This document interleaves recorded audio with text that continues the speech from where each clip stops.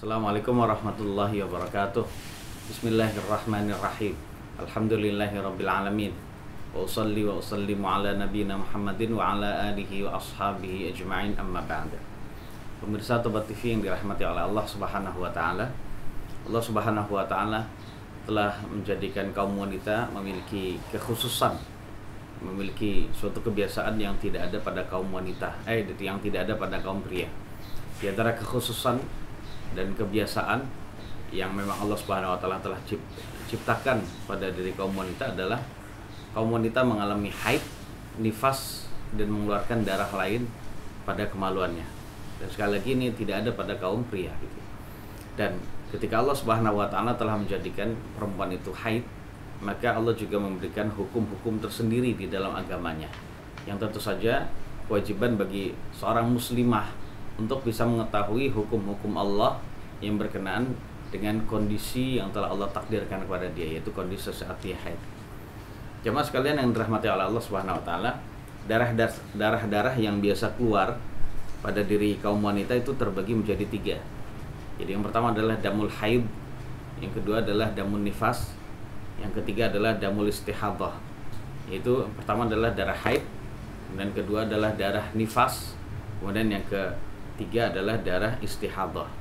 Dan kita akan bahas satu persatu beserta dengan hukumnya agar kaum wanita benar-benar bisa mendapatkan basirah dan petunjuk dari Allah dan Rasulnya di dalam menjalani kehidupannya. Kenapa kita bahas demikian ini? Karena fenomena yang terjadi, banyak juga kaum muslimah yang tidak peduli dengan ilmu agama, sehingga tentang masalah haid saja mereka tidak tahu apa yang harus mereka perbuat setelah haid. Mereka mungkin sholat tapi tanpa mandi gitu ya, atau mereka mengalami haid namun ternyata mereka melakukan hal-hal yang memang tidak diridhoi oleh Allah Subhanahu wa taala. Baik. Darah haid, kita akan jelaskan darah haid yang pertama. Apa makna darah haid jemaah sekalian? Darah haid itu maknanya adalah darah yang berwarna hitam, yang kental gitu ya, yang tidak sedap baunya, yang keluar dari kaum wanita dari tempat khusus di waktu-waktu yang khusus. Jadi yang keluar atau yang mengalir dari kaum wanita dari tempat khusus, maksudnya dari kemaluan tentunya, dan di waktu-waktu yang khusus. Waktunya itu tertentu, tidak setiap hari mengeluarkan darah gitu. Sebagaimana kaum wanita setiap hari mengeluarkan air atau kotoran pada tubuhnya. Tapi untuk darah haid ini tidak setiap waktu gitu ya. Jadi pada waktu-waktu tertentu saja. Kemudian tentang masalah haid ini, pemirsa sekalian yang dirahmati Allah, adalah perkara yang memang sudah Allah takdirkan dan Allah tuliskan kepada anak-anak perempuannya Nabi Adam semuanya. Jadi siapa saja yang menjadi anak perempuan Nabi Adam atau manusia yang memiliki kelamin perempuan, maka pasti dia akan mengalami haid gitu ya.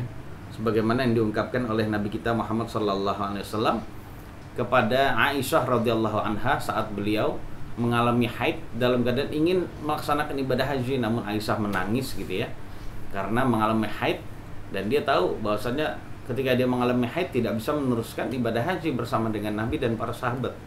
Akhirnya Nabi menghibur Aisyah radhiyallahu anha dengan berkata, "Inna hadza amrun katabahullahu ala banati Adam." Ala banati Adam. Jadi sesungguhnya haid ini adalah perkara yang sudah Allah tulis, maksudnya yang sudah Allah takdirkan, Allah tentukan kepada anak-anak perempuannya Nabi Adam alaihissalam. Hadis ini sahih riwayat Imam Al-Bukhari dan Muslim. Bahkan pemirsa sekalian yang dirahmati Allah, permulaan haid ini ada pada ibunda kita, yaitu nenek moyang kita Hawa, istrinya Nabi Adam, ya juga.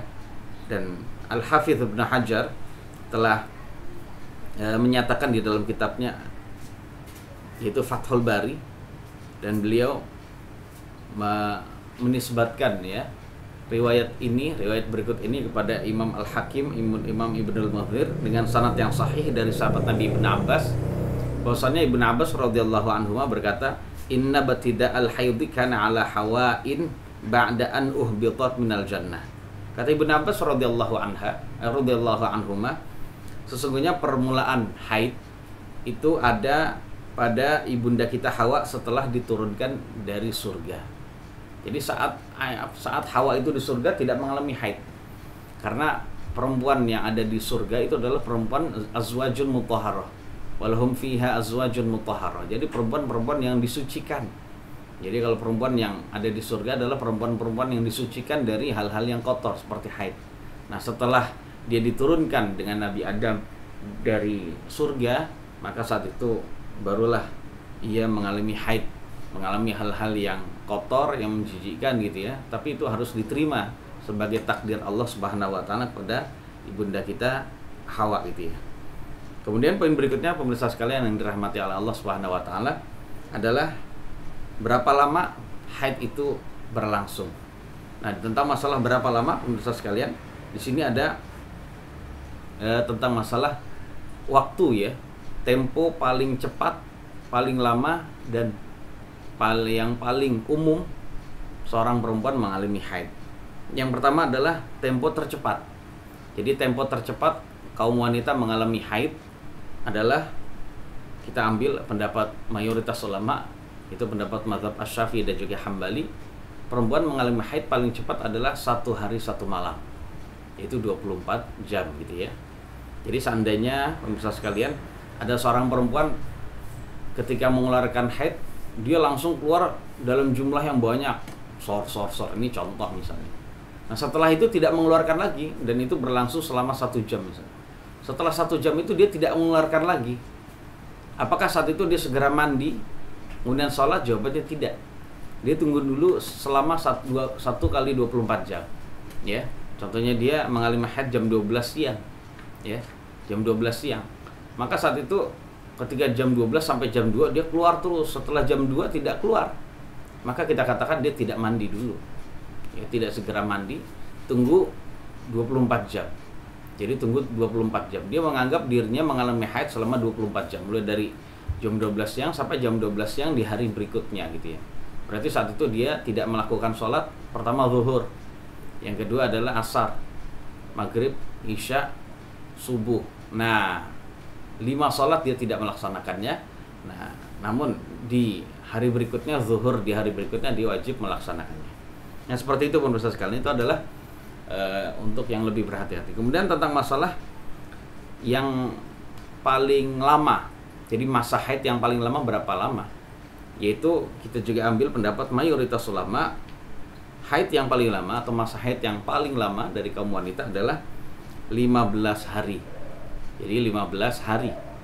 Ini adalah pendapat yang selamat gitu ya.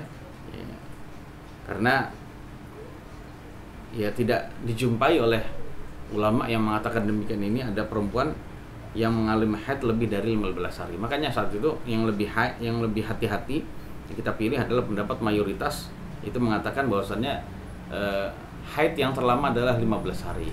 Konsekuensinya ketika di hari ke-16 dia masih mengalami keluar darah hari ke-16, maka ketika itu dia tetap wajib mandi. Harus mandi di hari ke-16 dan sholat, walaupun saat itu tetap mengeluarkan darah.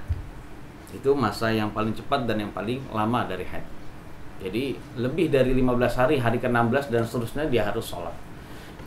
Kemudian masa yang paling lama, masa yang umum dialami oleh kaum wanita saat mengalami haid adalah 6 hari atau 7 hari. Ini yang paling umum.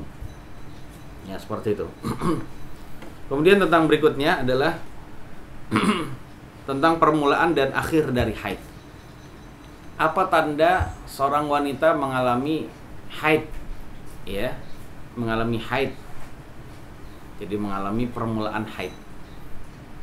Yaitu pemirsa sekalian, perempuan mengalami permulaan haid apabila dia sudah mengeluarkan darah. Sudah mengeluarkan darah walaupun itu hanya setetes saja. Ya. Walaupun itu hanya setetes, dengan ciri-ciri darah haidnya gitu ya. Dengan ciri-ciri darah haidnya. Jadi dia memang sudah perempuan dewasa, dia mengeluarkan darah walaupun hanya setetes dulu gitu ya, dengan ciri-ciri darah haid yang berwarna hitam gitu ya, kental dan baunya tidak sedap. Nah, itu yang awal seperti itu, dan itu berlangsung terus sampai selesai. Kemudian kapankah seorang perempuan dianggap ya berhenti dari haid? Berhenti di sini maksudnya ya selesai dari haid dan dia berkewajiban untuk mandi. Yaitu selesainya haid itu diketahui dengan 2 hal. Jadi selesainya haid itu diketahui dengan 2 hal. Yang pertama yaitu al-jufuf, kata ulama. Yaitu al-jufuf. itu keringnya kemaluannya. Jadi dengan adanya rahimnya itu tidak mengeluarkan lagi darah, sehingga kemaluannya kering.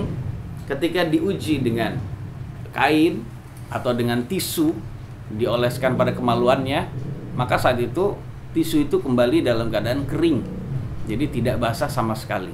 Nah, ketika sudah demikian itu, maka kita katakan dia sudah selesai dari haid dan harus mandi segera. Ya gitu ya.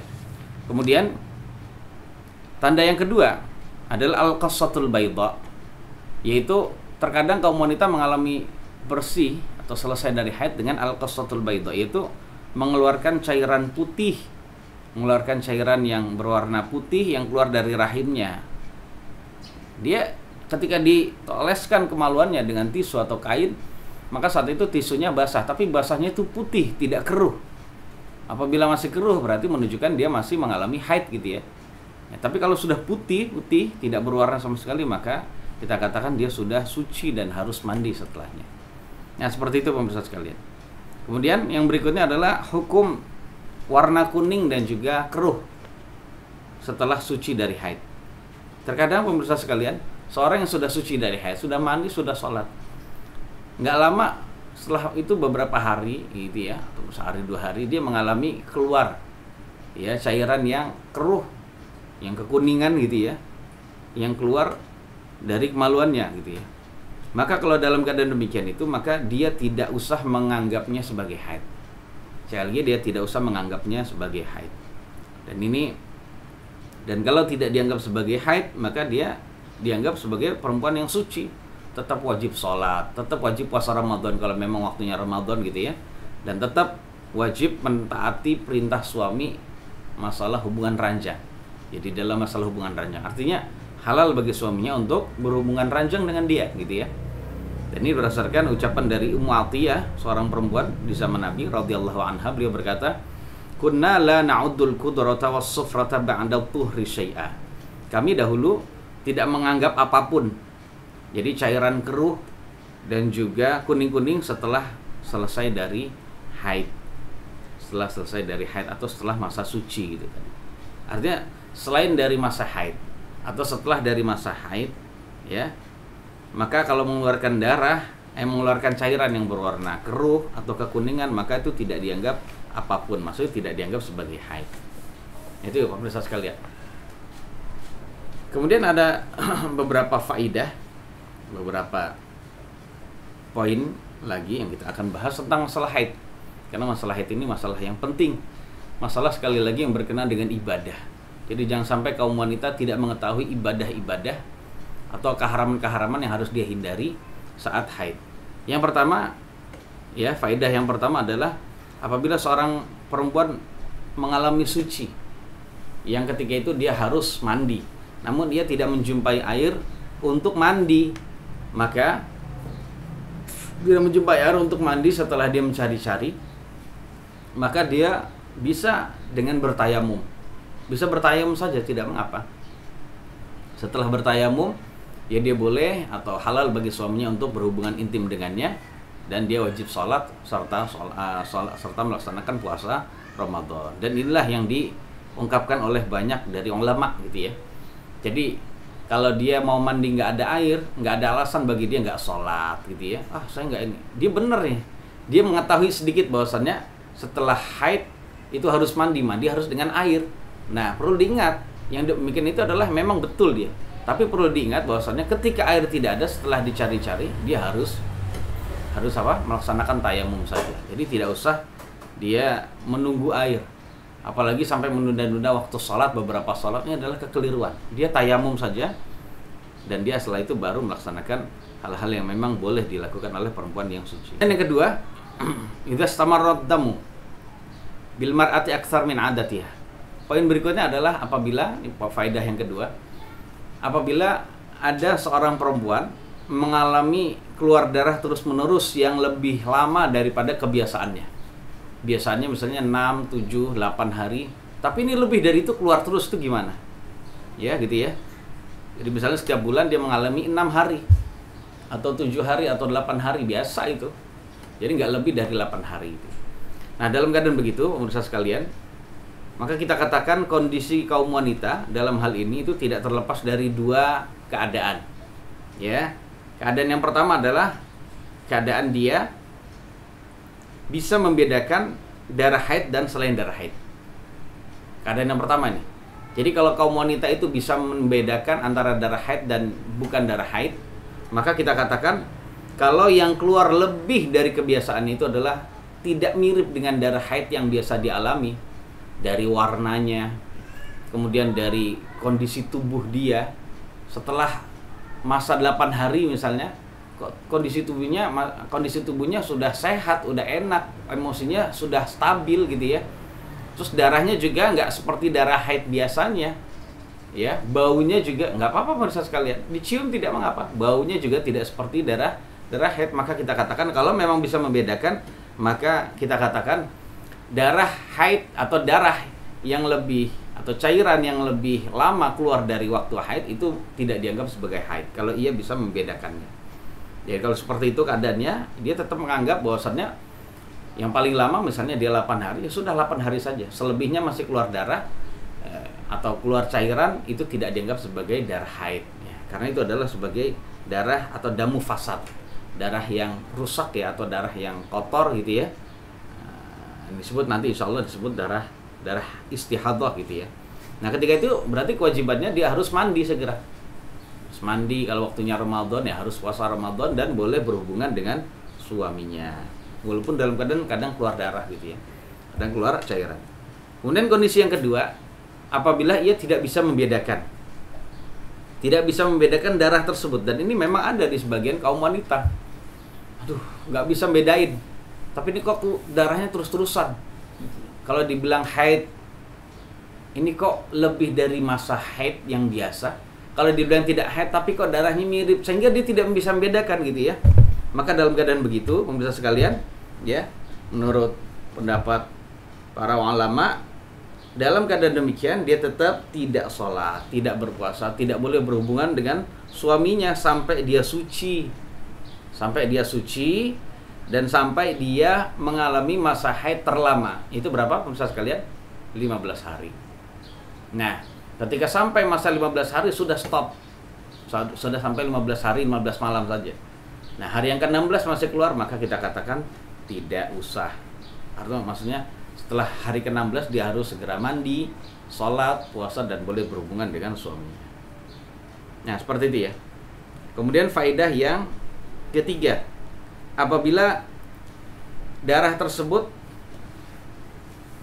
ya keluar, pemirsa sekalian, di hari-hari biasa mengalami haid.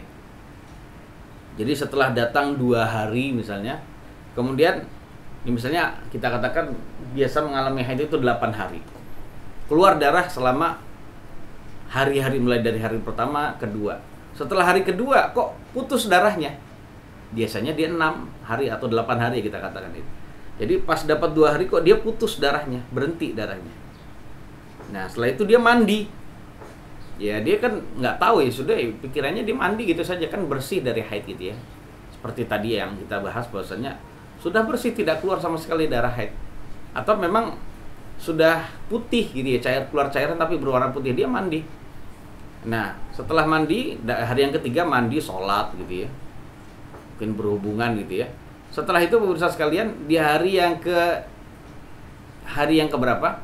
Hari yang kelima kok keluar lagi darah haid itu. Maka kita katakan hari ketiga dan keempat di mana dia berhenti dari haid itu sebenarnya adalah masih masa haid. Sekali lagi masih masa haid ya. Apabila dia sholat ya karena memang tidak tahu masa depan, maka ya tidak mengapa, dia tidak dianggap dosa. Ya di hari ketiga dan keempat dia sholat gitu ya, berhubungan, maka tidak dianggap dosa itu. Ya ketika itu sebenarnya adalah hari haid gitu ya. Tapi karena kita tidak tahu ya, maka saat itu tidak mengapa perempuan yang mengalami demikian itu, atau dia melakukan sholat dan sebagainya. Seperti itu pemirsa sekalian yang dirahmati oleh Allah Subhanahu Wa Taala. Kemudian yang berikutnya adalah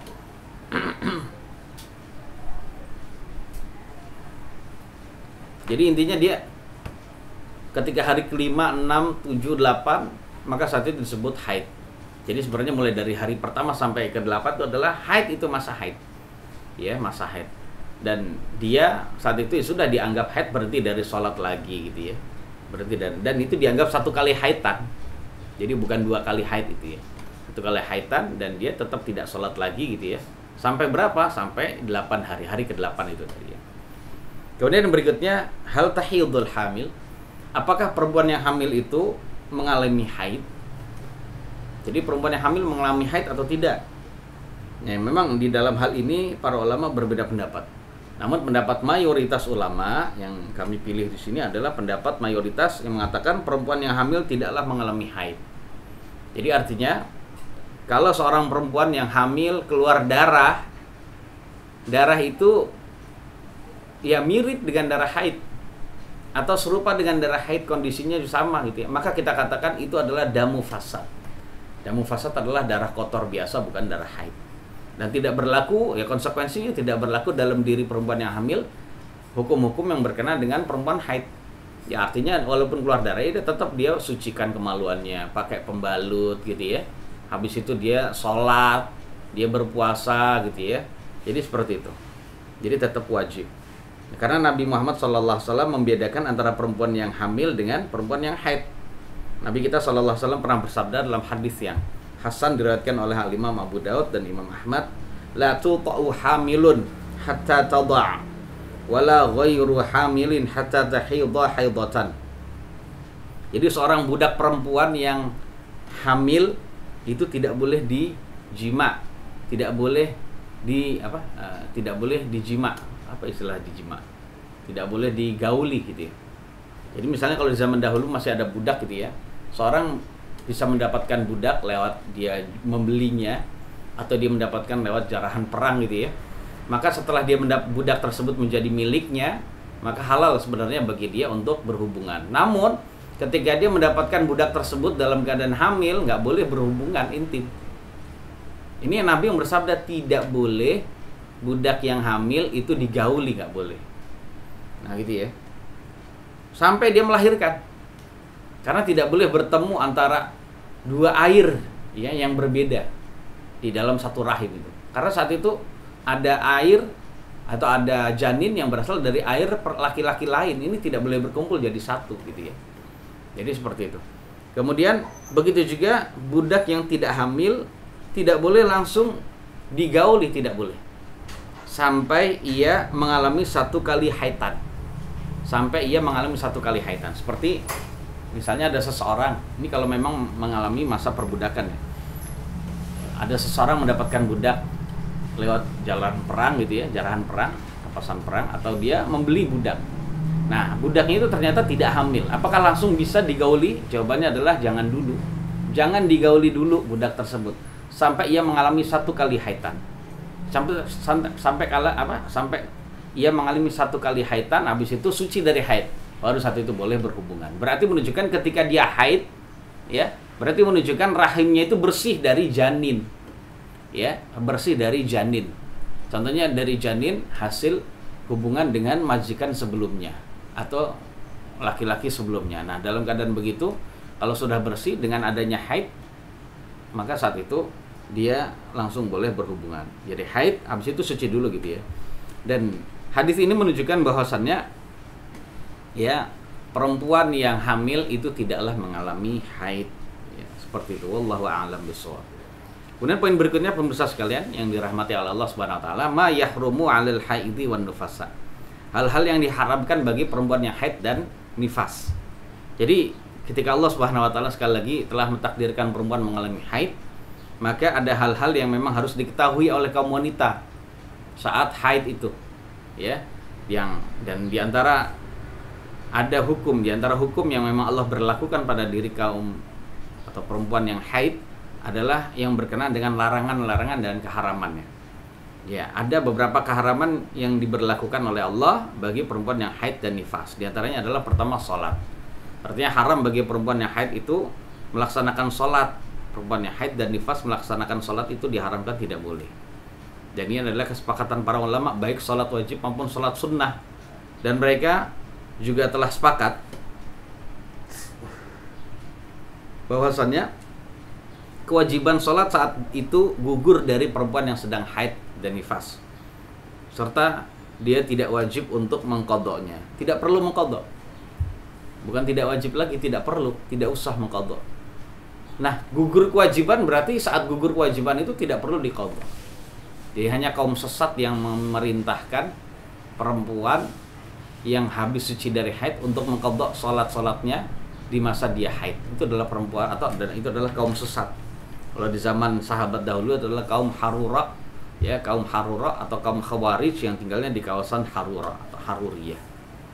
Ya, seperti itu ya. Karena itulah yang berlaku di zaman Nabi. Perempuan haid tapi hanya diperintahkan untuk mengqadha' siam Ramadan, tapi tidak diperintahkan untuk mengqadha' salatnya. Karena apa? Siam Ramadan itu tidak banyak. Ya, sedangkan kalau salat, coba misalnya dia tidak salat selama 7 hari misalnya. Untuk membayar 7 kali salat, 7 kali salat. Untuk membayar 7 kali apa? Mengqadha' 7 kali puasa Ramadan itu lebih mudah. Sedangkan untuk mengqadha' 5 kali salat di dalam sehari ditambah 7 hari, 5 kali 7 35, dan ini ada masyaqqah, ada keadaan berat gitu ya. Nah, akhirnya syariat kita meringankan itu. Ya. Jadi yang pertama adalah salat, pemirsa sekalian. Dan berkenaan dengan salat, di sini ada beberapa hal ya. Ada perempuan yang mengalami haid saat azan zuhur misalnya. Berarti dia sudah menjumpai azan zuhur gitu ya. Menjumpai azan zuhur. Jadi pas azan zuhur dia menjumpai. Dan dia niatnya ya nanti 12:30 saja saya sholat. Azannya jam 12 pas. Contoh nih ya. Dia akan menjalankan sholat nanti jam 12:30, jam 12:30. Nah, ketika jam 12:15 dia keluar darah haid, yang berarti dia tidak boleh puasa gitu ya, nggak boleh puasa. Nah, berarti satu ini nggak haid, nggak sholat, maaf, dia mengalami haid dan tidak sholat selama sepekan misalnya.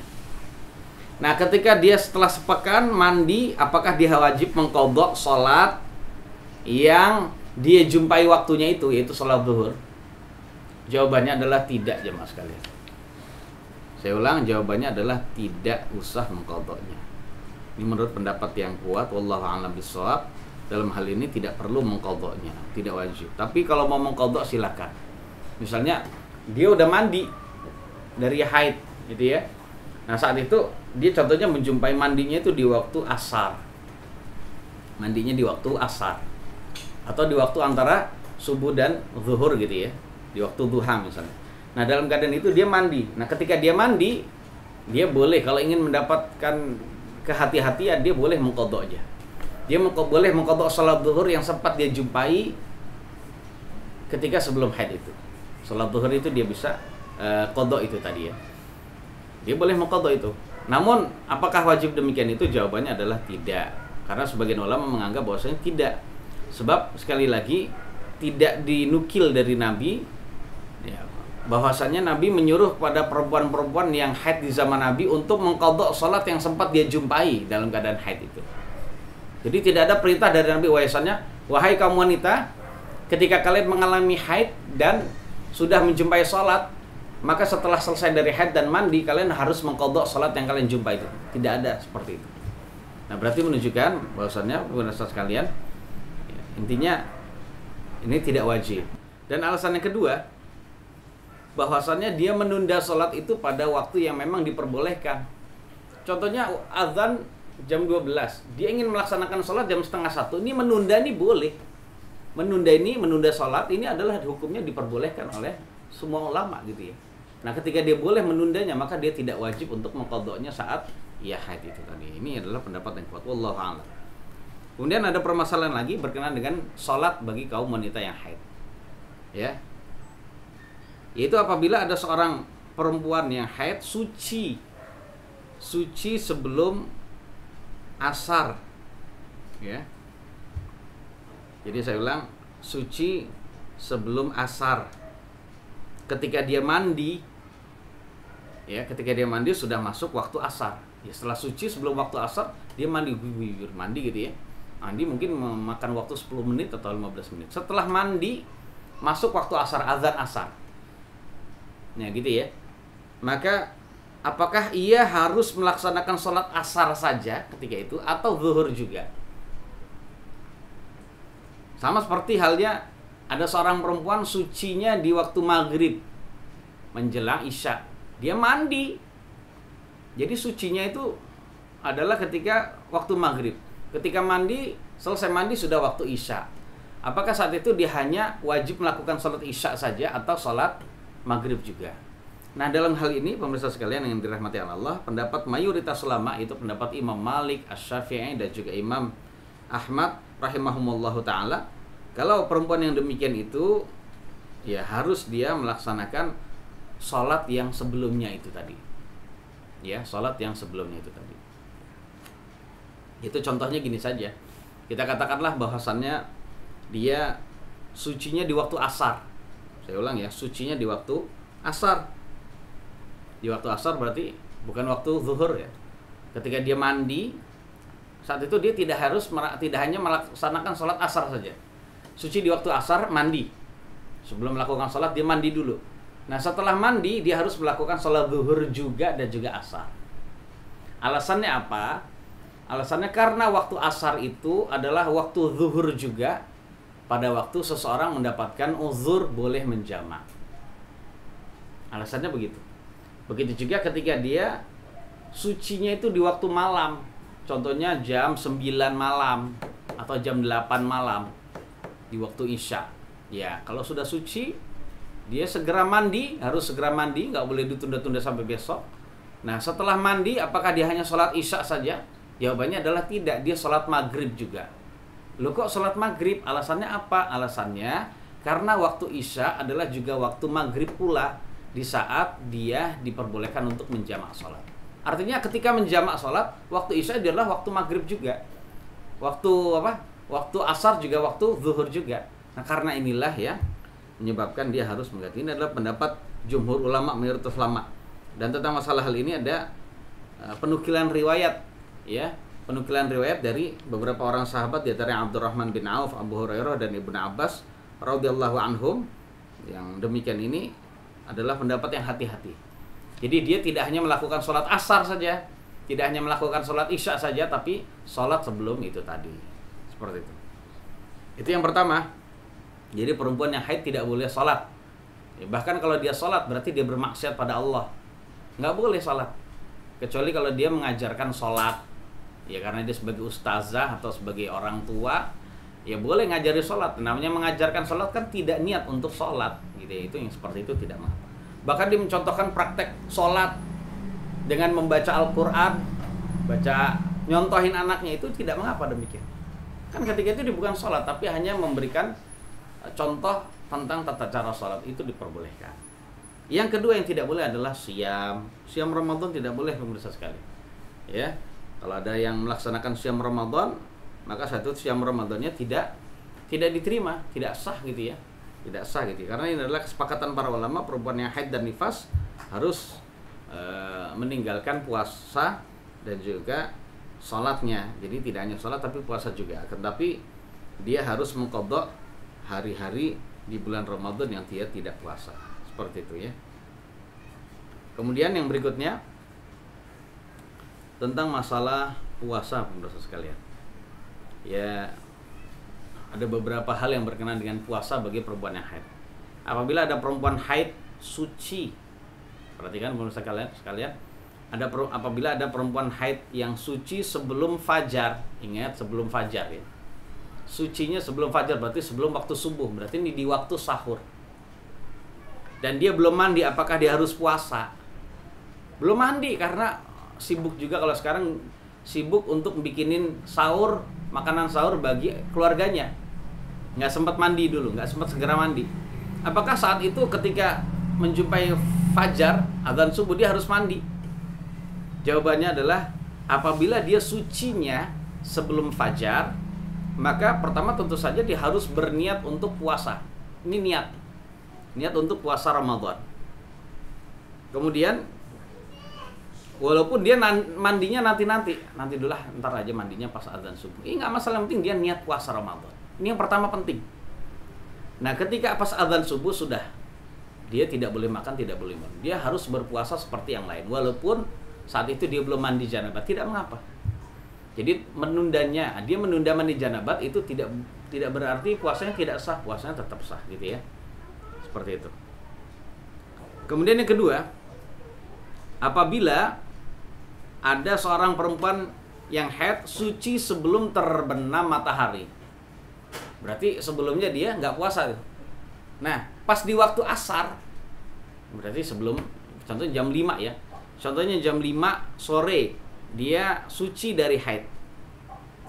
Nah, saat itu dia mandi dari haid, sholat asar. Kemudian di sini pertanyaan, apakah dia harus menahan, harus berpuasa pada sisa hari yang ada itu? Contohnya, dia tidak boleh makan dan minum mulai dari jam 5 sampai maghrib. Nah, jawabannya pemirsa sekalian, tidak wajib bagi dia untuk menahan diri dari makan dan minum di sisa hari tersebut. Karena memang dari awal nggak puasa, jadi nggak ada kewajiban untuk menahan makan dan minum gitu ya di hari itu. Jadi tidak ada kewajiban. Ini pernah ditanyakan oleh seorang tabi'in bernama Atha bin Abi Rabah. Imam Ibnu Jurayj pernah bertanya kepada Atha bin Abi Rabah, al-mar'atu tusbihu haidan thumma tathuru fi ba'din nahari timmuhu. Jadi ada seorang perempuan paginya dia haid, kemudian suci di sebagian waktu di siang hari.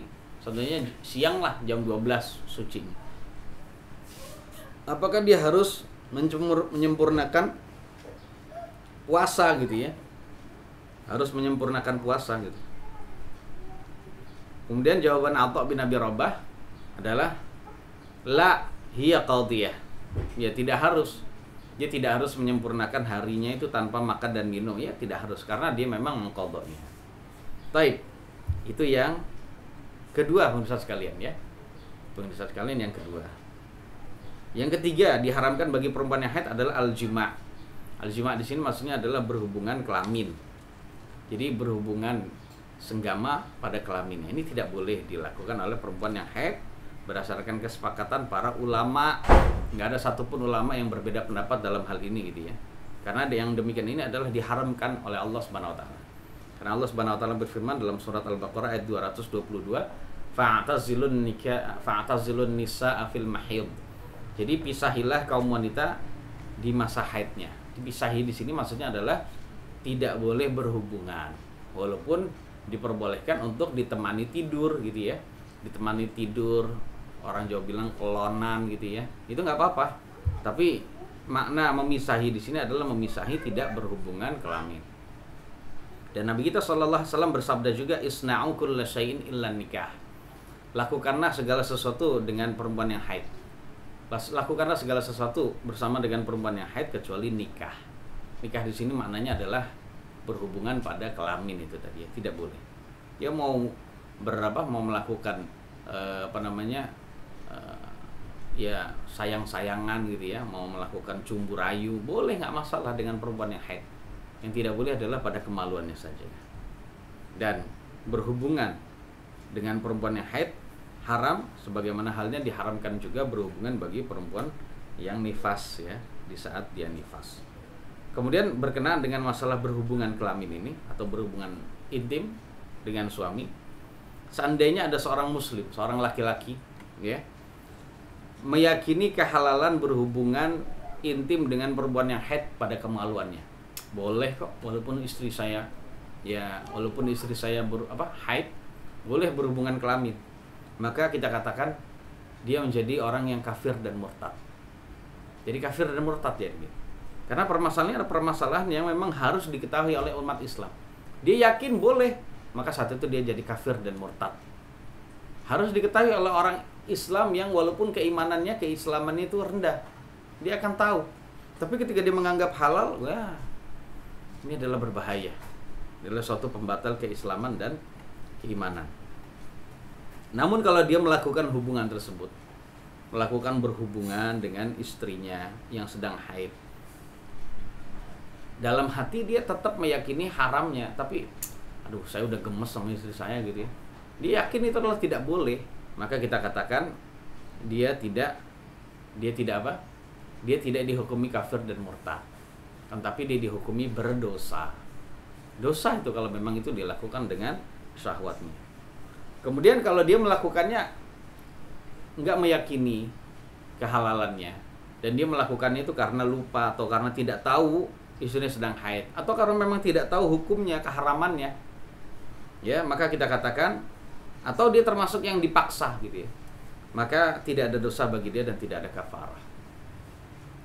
Kemudian kalau bagi seorang suami yang berhubungan dengan istrinya dalam keadaan haid, dia tahu keharamannya gitu ya, dan dia dalam keadaan tidak terpaksa, dia sudah berbuat dosa besar. Sekali lagi, dia berwajib bertobat darinya. Jadi penting sekali untuk diketahui ya. Kemudian pemirsa sekalian yang dirahmati Allah Subhanahu wa taala, bagaimana hukumnya berhubungan cumbu rayu atau bercumbu rayu dengan istri yang sedang mengalami haid? Hukumnya bagaimana? Jadi hukumnya adalah diperkenankan. Jadi hukumnya adalah diperkenankan berhubungan atau bercumbu rayu ya, bercumbu rayu dengan tubuhnya istri mana saja, yang penting jangan pada kemaluannya. Jadi contohnya dia ingin bercumbu rayu dengan tubuh istrinya bagian mana saja, yang penting jangan pada kemaluannya, maka yang demikian itu tidak mengapa. Karena Nabi kita SAW bersabda, isna'u kulla syai'in illa nikah. Jadi lakukanlah segala sesuatu dengan perempuan yang haid itu kecuali nikah. Nikah di sini maksudnya adalah berhubungan pada kelamin. Dan juga sebagian istri Nabi itu berkata, kana idza arada minal haidi syai'an alqa ala farjiha thawba. Jadi kebiasaan Nabi kalau ingin berhubungan ya, kalau ingin bercumbu rayu, maaf ya, kalau ingin bercumbu rayu dengan sebagian dari kami yang sedang haid, kata sebagian istri Nabi gitu ya, maka beliau meletakkan atau menutupkan kemaluannya dengan kain. Jadi kemaluan istrinya itu ditutupkan dengan kain ya gitu ya, walaupun gemesnya kayak gimana tidak sampai pada berhubungan, jadi tidak sampai berhubungan kelamin ya, walaupun saat itu dia bercumbu rayu sampai mengeluarkan sampai ejakulasi, tidak mengapa. Contohnya yang penting pengganti sebagai sebagai penggantinya dia boleh bercumbu rayu dengan tubuh istri mana saja, silakan. Bahkan dia boleh menggunakan sistem yang dikenal oleh para ulama disebut sebagai sistem tafkhidh gitu ya, dengan istilah tafkhidh. Tafkhidh itu adalah menggesekkan kemaluannya pada dua pahanya, silakan. Atau tabtin, yaitu menggesekkan kemaluannya pada perutnya, itu tidak mengapa. Jadi diperbolehkan seperti itu ya. Dan yang menguatkan riwayat ini pemirsa sekalian adalah riwayat dari Imam At-Tabari dengan sanad yang sahih dari Masruq. Beliau pernah berkata kepada Aisyah, inni uridu an as'alaki an syai'in wa ana astahyi. Wahai Aisyah, sesungguhnya saya ingin tanya kepada Anda gitu ya, tentang sesuatu tapi saya malu. Yang bertanya laki-laki nanyanya kepada perempuan, istrinya Nabi. Kemudian Aisyah bertanya, innama ana ummuk wa antabni. Kemudian Aisyah menjawab, karena tahu yang mau bertanya itu adalah malu, dia berkata, saya ini adalah ibumu. Saya ini adalah ibumu dan kamu adalah anak saya. Karena memang istrinya Nabi itu adalah ibunya umat Islam, seluruh umat Islam yang ada. Jadi kita boleh memanggil istrinya Nabi karena ya seperti itu ya. Karena Allah Subhanahu wa taala berfirman, wa azwajuhu ummahatuhum. Istri-istrinya para nabi itu adalah ibunya kaum muslimin. Ibunya orang-orang yang beriman gitu ya. Jadi boleh seperti itu. Kemudian karena sudah dibuka gitu ya, sudah dibuka kesempatan untuk bertanya, akhirnya Masruq bertanya, malir rajuli min imraatihi wa hiya haid. Apa yang boleh dilakukan oleh seorang laki-laki terhadap istrinya dalam keadaan ia sedang haid? Qal lahu kullu syai'in illa farjaha. Ia boleh melakukan apa saja kecuali kemaluannya. Boleh pemirsa sekalian, apa saja. Ya, yang tidak boleh adalah kemaluannya. Pokoknya yang dilarang adalah kemaluannya saja, terserah. Ya, dia melakukannya. Tapi untuk lebih hati-hati, intinya pemirsa sekalian adalah dia menutupkan kemaluannya dengan kain. Suruh pakai celana. Suruh pakai celana yang menutupi kemaluannya. Ya, seperti itu. Wallahu a'lam. Kemudian ada permasalahan lagi, yaitu apabila ada seorang laki-laki muslim menikah dengan seorang perempuan kitabiyah, perempuan Yahudi atau Nasrani. Nah, kita tahu perempuan Yahudi dan Nasrani itu ya, dalam Islam itu tidak dianggap ibadahnya gitu ya. Apakah kalau seorang muslim itu memiliki istri kitabiah, itu Yahudi dan Nasrani, sebelum berhubungan suci dari haid istrinya yang Yahudi atau Nasrani suci dari haid, apakah ia harus dipaksa untuk mandi sebelum berhubungan? Jawabannya, pemirsa sekalian, adalah istrinya tersebut harus dipaksa untuk mandi. Suruh istrinya mandi, kemudian setelah itu baru berhubungan. Ya, tidak boleh bagi suaminya untuk berhubungan dulu, untuk mendekatinya gitu ya, kecuali setelah dia mandi.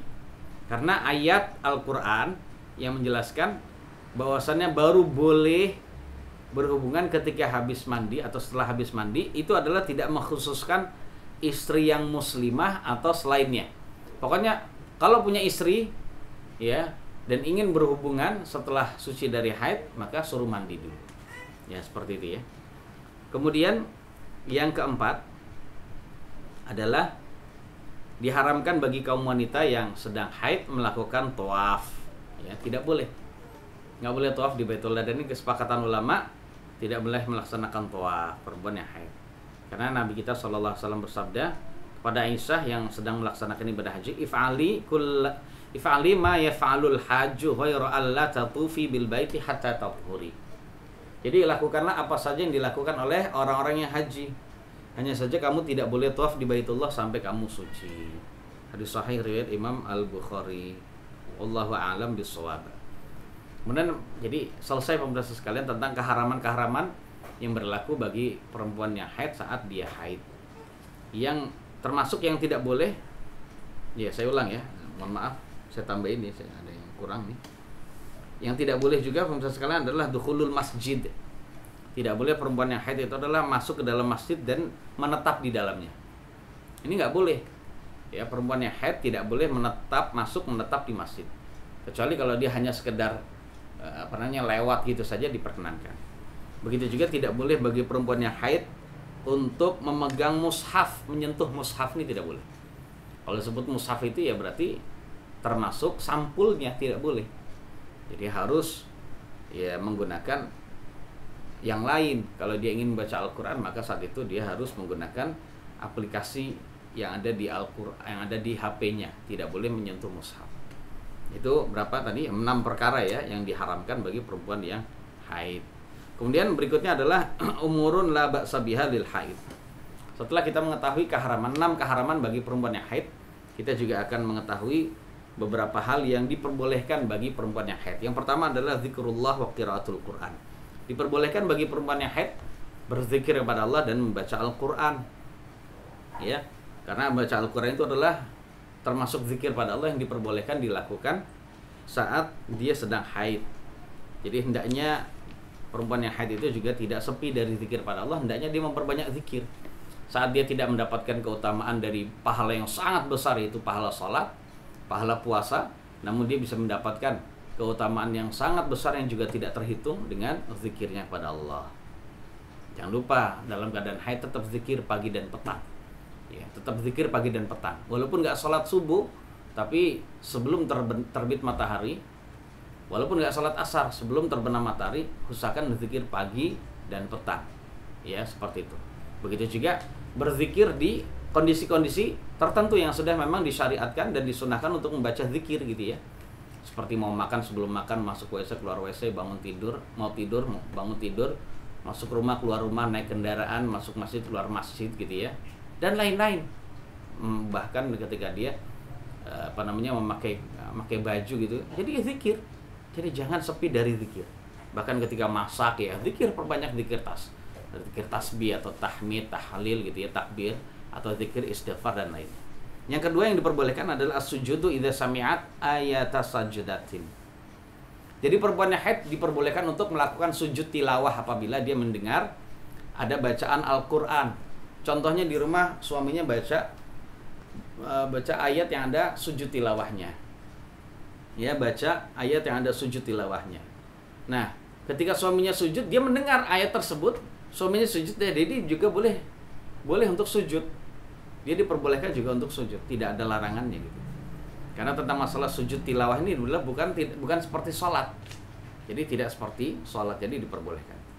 Kemudian berikutnya diperbolehkan juga bagi perempuan yang haid. Jadi boleh ya dilakukan dengan perempuan yang haid, yaitu seorang suami membaca Al-Quran dalam keadaan di pangkuan istrinya yang sedang haid. Masya Allah. Islam benar-benar agama yang benar-benar memperhatikan kaum wanita. Jadi ada seorang istri yang sedang haid, suaminya baca Al-Quran, muraja Al-Quran dalam keadaan sedang di pangku. Jadi kayak tidur bersandaran gitu ya. Tidur bersandaran atau berbaring, yang menjadikan paha istrinya itu sebagai bantal dia. Masya Allah, ini adalah kemesraan yang pernah dilakukan oleh Nabi kita Muhammad SAW gitu ya. Berdasarkan riwayat Imam Al-Bukhari dan Muslim, Aisyah berkata, "Kana Nabi SAW yaqra'ul Qur'ana wa ra'suhu fi hijri wa ana haid." Nabi sering membaca Al-Quran. Nabi pernah membaca Al-Quran dalam keadaan kepala beliau di pangkuan saya. Saat itu saya sedang haid. Karena di dalam Islam, ya, syariat Islam ini mengajarkan yang najis saat perempuan haid itu adalah kemaluannya saja. Kemaluannya saja. Adapun tubuhnya yang lain gitu ya, bajunya tetap suci kalau memang tidak terkena najis darah tersebut ya. Jadi demikian. Jadi ini tidak seperti yang dialami oleh perempuan-perempuan ahli kitab sebelum diutusnya Nabi Muhammad SAW. Perempuan itu ketika dia haid, maka saat itu yang najis tidak hanya kemaluannya, jadi saat tubuhnya, saat pakaiannya. Bahkan ketika ada orang yang menyentuh dia, bahkan ketika ada orang yang menemani tidur dia, bahkan alas tidurnya, itu semuanya jadi najis pemirsa sekalian. Dan itu adalah syariat yang Allah wajibkan kepada ahli kitab di dalam kitab Taurat dan Injil itu. Namun datanglah agama Islam yang dibawa oleh Nabi kita SAW, itu memberikan kemudahan. Kemudian yang diperbolehkan yang keempat adalah syuhudul aidain, yaitu mendatangi dua salat id. Mendatangi dua salat id. Ini boleh, bahkan diperintahkan oleh Nabi yang mulia SAW. Semua perempuan itu harus keluar salat id. Dia haid maupun gak haid silakan keluar. Cuman bedanya kaum wanita itu memisahi tempat salat. Misalnya ada tempat khusus. Makanya saran kami setelah mengetahui demikian ini, para panitia salat id itu hendaknya menyediakan tempat khusus bagi kaum wanita yang sedang haid, ya. Walaupun dia tidak sholat id, namun dia di situ bisa mendengarkan khutbah, membaca takbir, kemudian mengamini doanya umat Islam. Wah, ini betapa banyak kebaikannya. Jadi zikir begitu banyak bisa dilakukan di situ, kebaikan yang begitu banyak, meningkatkan keimanan itu bisa seperti itu. Jadi hendaknya tetap disediakan. Walaupun masih banyak umat Islam atau perempuan muslimah yang tidak tahu, tapi tetap disediakan. Begitu juga yang keberapa? Yang kelima ya, diperbolehkan menemani makan dan minum, ya, menemani makan dan minum perempuan yang sedang haid. Jadi seperti biasa, perempuan yang haid adalah sama seperti perempuan yang tidak haid, ditemani makan dan minum gitu ya. Karena sekali lagi yang najis hanya kemaluannya. Jadi tidak diungsikan ke rumahnya sendiri seperti halnya orang-orang Yahudi dahulu pemirsa sekalian. Ya. Jadi minum dan makan silakan. Bahkan mulutnya itu tidak najis. Kita lihat pemirsa sekalian kemesraan yang pernah dilakukan oleh Nabi kita SAW. Yaitu Aisyah berkata, "Kuntu asrabu ana haid." Saya pernah minum pada suatu wadah dalam keadaan saya sedang haid. Tsumma unawiluhun Nabiy sallallahu alaihi wasallam fayad'u fahu ala mawdi'i fiyya fayashrab. Kemudian saya berikan wadah tersebut pada Nabi. Lalu Nabi meletakkan mulutnya pada tempat mulut saya. Kemudian beliau minum. Mana tadi ya? Bibirnya Aisyah. Oh, di sini ya. Berarti saat itu tempat bibirnya Nabi sama seperti tempat bibir saya. Saat itu Nabi minum. Wa ata'arraqul 'irqa wa ana haid tsumma unawiluhun Nabiy sallallahu alaihi wasallam fayad'u fahu ala mawdi'i fiyya. Dan saya juga pernah memakan daging yang ada pada tulangan gitu ya, tulangan hewan. Dan saya memakan daging dalam keadaan saya sedang haid. Kemudian setelah itu daging yang masih ada sisa tulang yang masih ada sisa daging itu saya kasih ke Nabi. Kemudian Nabi meletakkan mulutnya menggigit pada tempat saya menggigit. Masya Allah ya, begitu mesranya. Yang berikutnya adalah khidmatul mar'atil haidhi li zawjiha. Diperbolehkan bagi kaum wanita yang sedang haid melayani suaminya, menyisiri suaminya gitu ya, melayani suaminya, nyuapin suaminya juga boleh, nggak masalah. Jadi seperti biasa, seperti halnya dia tidak mengalami haid gitu ya. Dan itu pernah dilakukan oleh Bunda kita Aisyah radhiyallahu anha saat dia haid tidak iktikaf di masjid, ya. Kita lihat kemesraan Ibunda kita Aisyah dengan Nabi. Kuntu rajulu ra'sa Rasulillah sallallahu alaihi wasallam wa ana haid. Saya pernah menyisiri kepala atau rambutnya Rasulullah sallallahu alaihi wasallam dalam keadaan saya sedang haid. Nabi sedang iktikaf di masjid, Nabi nongolin kepalanya di kamarnya gitu ya.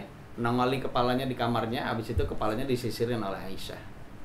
Nah, seperti itu ya. Jadi boleh-boleh. Dan yang terakhir diperbolehkan bagi perempuan yang haid itu tidur bersama dengan suaminya dalam satu selimut. Ya, dalam satu selimut.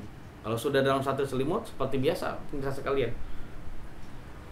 Kalau ada suaminya yang gemes sama istrinya, ya, akhirnya bercumbu rahim, ya silahkan. Yang penting isna'u kulla syai'in illa nikah, kata Nabi. Lakukanlah segala sesuatu kecuali berhubungan intim pada kemaluannya saja. Ya, seperti itu. Wallahu a'lam bishawab. Wassallallahu ala nabiyina Muhammadin wa alihi washabbihi wasallam. Walhamdulillahirabbil alamin. Assalamualaikum warahmatullahi wabarakatuh.